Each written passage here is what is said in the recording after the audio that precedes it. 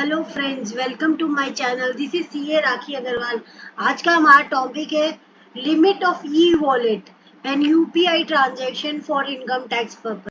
कितने लिमिट तक आप कर सकते हो ई वॉलेट और यूपीआई ट्रांजैक्शन, मतलब लिमिट से एक्सीड आप ट्रांजैक्शन करते हो तो इनकम टैक्स का क्लॉज कब लगता है। तो today we are going to know that limit of e wallet and UPI transaction for income tax purpose. पहले हम जानते हैं e wallet and UPI transaction क्या है। इंट्रोडक्शन ऑफ और UPI and e wallet transaction. In the current scenario, government has restricted cash transaction. Generally, we all know that government has generally prefer to do the e-wallet transaction or digital transaction, because in 44A AA and 44AD also they had inserted a clause that if they do 5% then tax audit will not be applicable, and for presumptive taxation also there is some limits digital transaction. In the current scenario, government has restricted cash transaction and people prefer to go cashless and use digital wallet or UPI transfer. As we all know that government has restricted generally the cash transaction. Government are also interested in doing the cashless transaction and using digital wallet or UPI transfer. There are some implication of these e-wallet or UPI transaction that we need to know. What are the implications? As per the income tax rules, like reporting of salary income, income from other sources, capital gain, etc. is mandatory in the income tax return. Likewise, fund received via UPI or e-wallet are also required while tax filing. So जैसे कि आपका income from salary taxable होता है, जैसे कि income from other sources आपके books में taxable होता है, कैपिटल गेन टैक्सेबल होता है, वैसे ही अगर आपका कोई ट्रांजैक्शन है यूपीआई ट्रांजैक्शन या ई वॉलेट ट्रांजैक्शन जो कि सर्टेन लिमिट से क्रॉस होता है तो वो भी टैक्सेबल हो जाता है in the UPI e wallet also attract tax. So इसमें भी टैक्स लगता है आपका. Fund transacted through Google Pay, Paytm, भीम also taxable under the income tax rules.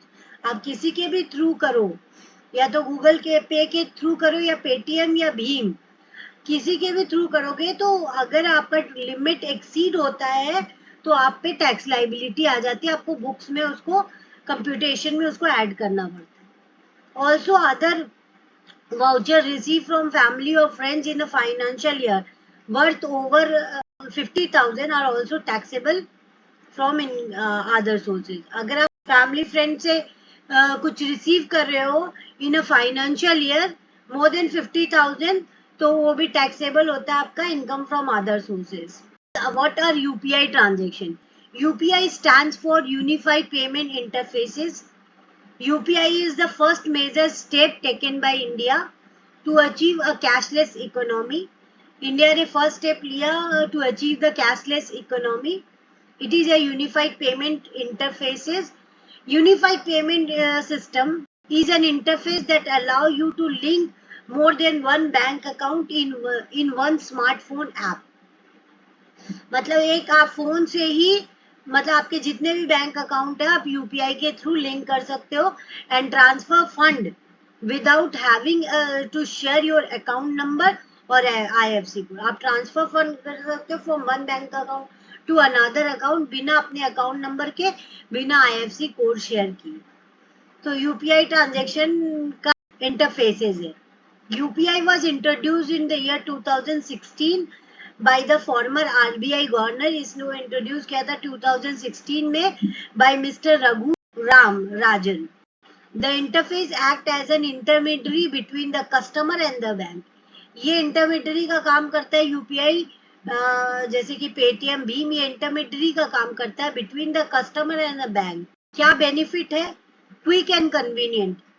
इसे ट्रांसफर करना इस वॉलेट से, मतलब यूपीआई के थ्रू अमाउंट ट्रांसफर करना is very easy and quick and save lots of time and hassle free for carrying any card और cash. It can be link to multiple bank account. एक ही UPI से आप multiple bank accounts में link कर सकते हो.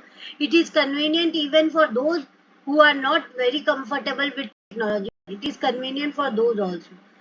Means those who are not convenient with technology, they can also use the UPI. UPI transaction is beneficial for government and taxpayer both. It saves the taxpayer from paying more taxes. It also serves as a method for tracking transaction and reduce the use of cash, which is hard to track. Means अगर आप cash transaction करते हो, it is not possible for the government, for the income tax department to track. But if you are doing the UPI transaction, it is very easy for tracking the transaction. Electronic transaction help increase the government overall tax revenue.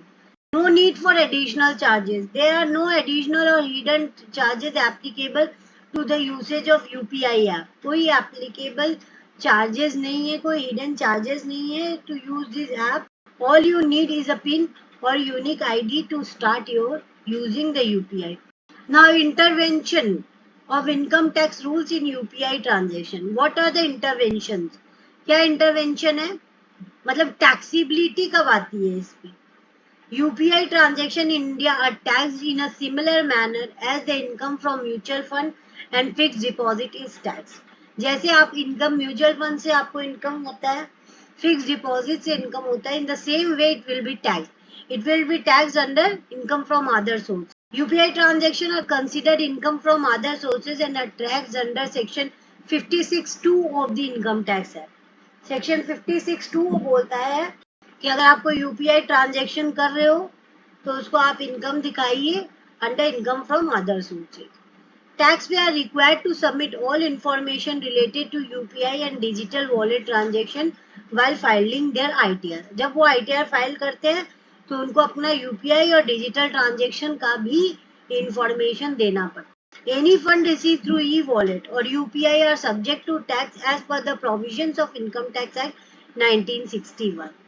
The Income Tax Department track all UPI transaction. Therefore, it is important to report such income in the ITR. अगर आपको कोई income हो रहा है UPI transaction के through तो आप please report कीजिए. Taxability of UPI transaction. UPI transaction up to ₹50,000 are exempt from tax. अगर आप 50,000 तक ट्रांजेक्शन कर रहे हो, दिस इज एग्जेम्प्ट.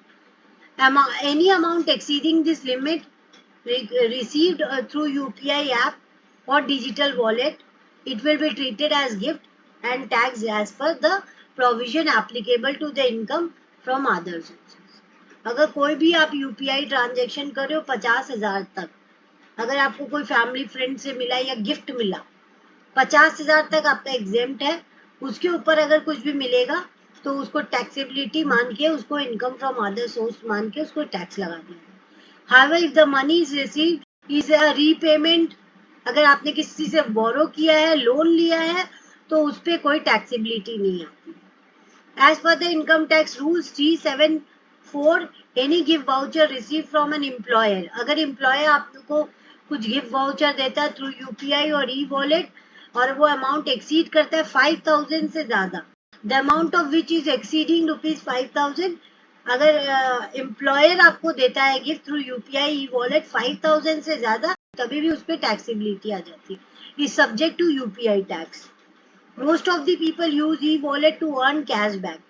बहुत से पीपल यूज करते हैं because they are purchasing the food in order to earn cashback. कोई भी परचेज करते कैशबैक मिलता है अगर यूपीआई ट्रांजेक्शन करो तो. Any cashback receive directly get transferred to your bank account. The cashback is taxable if the amount is above 50,000. अगर आपका अमाउंट 50,000 से ज्यादा है इन अ फाइनेंशियल ईयर, उस कैशबैक से टोटल कैशबैक मिला के 50,000 से ज्यादा है इन दैट फाइनेंशियल ईयर, तो उसको टैक्सेबिलिटी आ जाएगी अगर 50,000 एक्सीड करेगा. अंडर सेक्शन 56(2)(10) के तहत of the income tax act आप पे टैक्सेबिलिटी आ जाएगी. तो अगर आप कैशबैक मिल रहा है या गिफ्ट मिल रहा है फैमिली फ्रेंड से 50,000 से ज्यादा थ्रू यूपीआई ट्रांजेक्शन, तो in that financial year then it will be taxable under section 56(2)(10) of the income tax act. और अगर एम्प्लॉयर से मिल रहा है 5,000 से ज्यादा तो rule 374 of the income tax में उस पर टैक्सेबिलिटी आ जाती है. The maximum limit for transferring money through UPI or e-wallet is 1 lakh. अब पर डे 1 लाख का ट्रांजेक्शन यूपीआई से ही पेमेंट करते हैं, यूपीआई से ही रिसीव करते हैं, तो maximum limit for transferring money आप ट्रांसफर कर सकते हो थ्रू यूपीआई और e wallet is ₹1 lakh per day. But if the transfer exceed the set limit the amount is subject to tax. तो ये आपको अगर ट्रांजेक्शन करना है यूपीआई में, किसी को पेमेंट करना है या किसी से लेना है, तो आप 1 लाख का लिमिट लगा के कीजिए. उससे ज्यादा अगर आप यूपीआई ट्रांजेक्शन करते हो तो आप पे टैक्सेबिलिटी आ जाती है. Any non-reporting of income through e-wallet might result in an assessment under section 147 of the income tax. अगर आप रिपोर्ट नहीं करते, non reporting of income through e-wallet, that results in assessment. assessment भी हो सकता है अंडर सेक्शन 140. यहाँ कुछ क्वेरी है, whether I have to pay tax if I receive money from friend. क्या मुझे कोई टैक्स पे करना है अगर मैं कोई अमाउंट रिसीव करता हूँ अपने फ्रेंड से. आप फ्रेंड से for any gift from your friend with in the amount of 50,000, 50,000 तक अपने फ्रेंड से रिसीव कर सकते हो as a gift. You do not have to pay any taxes. उस पर आपको कोई टैक्स पे नहीं करना है. However, if you receive any high amount from your friend, then the entire amount will be subject to tax. उससे ज्यादा अगर आप रिसीव करते हो तो उस पे टैक्सेबिलिटी आ जाती है आपकी, और इनकम फ्रॉम अदर सोर्सेज भी दिखाना. How much money can I transfer through UPI. Guidelines है, एनपीसीआई का गाइडलाइंस है कि you can make a minimum payment of 1 lakh daily through UPI. आप डेली 1 लाख का पेमेंट कर सकते हो. However this limit may vary from bank to bank. हर एक बैंक का एक लिमिट है, वो आप चेक कर लीजिए आप कौन से बैंक में आपका अकाउंट है. तो हर एक बैंक का एक लिमिट है. फॉर इंस्टेंस कैनरा बैंक का एक लिमिट है maximum 25,000. Now which transaction are reported to income tax department. कौन कौन सा ट्रांजेक्शन रिपोर्ट होता है. The income tax department track transaction related to mutual fund का ट्रांजेक्शन ट्रैक करता है, जनरली स्टॉक्स का, बॉन्ड्स का, डिबेंचर्स का, अगर आप ऑनलाइन पेमेंट कर रहे हो. The IT department track all transaction that are related to your PAN card. What is the limit of UPI transaction per day? कितना UPI ट्रांजेक्शन आप एक दिन में कर सकते हो. On daily basis you can make only 20 transaction. आप 20 transaction ही कर सकते हो डेली यूपीआई के थ्रू. If you exceed the limit you will have to wait for the 24 hours. आपको नेक्स्ट डे ही करना पड़ेगा. आप एक दिन में 20 ट्रांजेक्शन यूपीआई के थ्रू कर सकते हो. अगर आपका एक्सीड होता है तो आपको नेक्स्ट डे वो ट्रांजेक्शन करना. If you exceed the limit you have to wait 24 hours for the limit to get renewed. उसको रिन्यू कराने के लिए also the limit may vary depending on the bank guidelines. Bank के guidelines के ऊपर भी लिमिट वेरी करता है, पर मैक्सिमम आप 20 ट्रांजेक्शन यूपीआई के थ्रू कर सकते हो in a day. What are the benefits of using UPI? Some of the benefits of UPI includes, जैसे आप क्रॉस प्लेटफॉर्म यूज कर सकते हो, no additional charges is there, tax payer friendly, hassle free and widely accepted by all bank. तो आप UPI सब कोई accept करता है. It is hassle free transaction, it is a cashless transaction. Immense benefits are there. Now note, please remember that Income Tax Department of India traces every transaction since it is done electronically.